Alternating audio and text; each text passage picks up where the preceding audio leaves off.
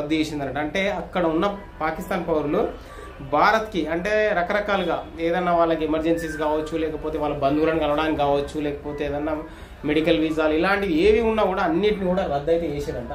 ఈ క్రమంలో ఆదివారం చివరి రోజు కావడంతో ఏప్రిల్ 24 నుంచి ఏప్రిల్ 20 వరకు ఈ 4 రోజుల్లో 9 మంది దౌత్యవేత్తలు అధికారులతో సహా మొత్తం 537 మంది పాకిస్తాన్ పౌరులు అటారీ వాగా సరిహద్దు ద్వారా అయితే భారతదేశం నుంచి తిరిగి వెళ్ళిపోయారంట.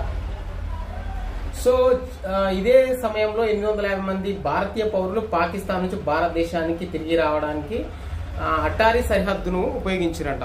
అదే అటారీ సరిహద్దు ద్వారానే వాళ్ళు అక్కడ నుంచి ఇక్కడ వచ్చారు. మన వాళ్ళు ఈ పాకిస్తాన్ వాళ్ళు ఇక్కడ నుంచి అయితే అక్కడికి వెళ్ళారు. సో ఏప్రిల్ 22న పహల్గామ్లో జరిగిన ఉగ్రదాడి నేపథ్యంలో నేపాలీ పౌరుడు సహా 26 మంది అయితే మరణించారు. భారత ప్రభుత్వం 12 వర్గాల స్వల్పకాలిక వీసాదారులను భారతదేశం విడిచి వెళ్లడానికి అయితే అనుమతిస్తూ ఒక ఉత్తర్వు జారీ చేసింది.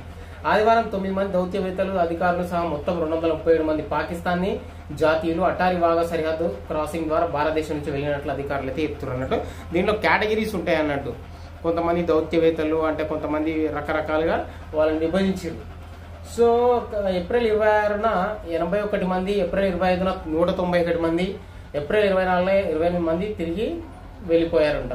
వీరికి 29 వరకు ఛాన్స్ మాత్రం ఉంది. ఎవరు ఇంకొంతమందికి అయితే వాళ్ళు టైం ఇచ్చారు.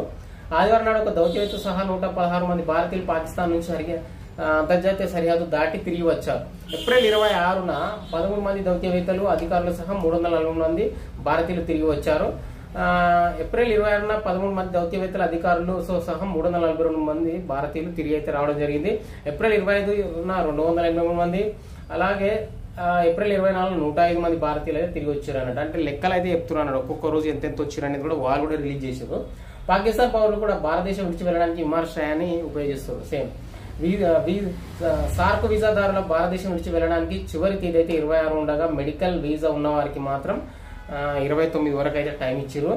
ఈ ఏప్రిల్ 26 నాటికి భారతదేశం విడిచి వెళ్లాలని ఆశయపడిన వీసా వర్గాల్లో win on arrival, business, film, journalism అంటే రకరకాలుగా జర్నలిజం, ట్రాన్సిట్, కాన్ఫరెన్స్, పర్వతారోహణ, విద్యార్థి, పర్యాటకుడు, గ్రూప్, టూరిస్ట్, తీర్థయాత్ర, గ్రూప్, పిలిగ్రిమేజ్ వీసా వంటివి ఉన్నాయన్నట్టు. వీళ్ళు ఎవరెవరైతే ఉన్నారో కేటగిరీస్ వీళ్ళందరికీ అయితే 29 వరకు టైం అయితే ఇచ్చారు. అంతేకాదు ఇండియా నుంచి విడిచి వెళ్ళని పాకిస్తాన్ పౌరులకు అయితే 3 లక్షల రూపాయల జరిమానా, అట్లానే 3 ఏళ్ల జైలు శిక్ష కూడా విధించే అవకాశం అయితే ఉందంట.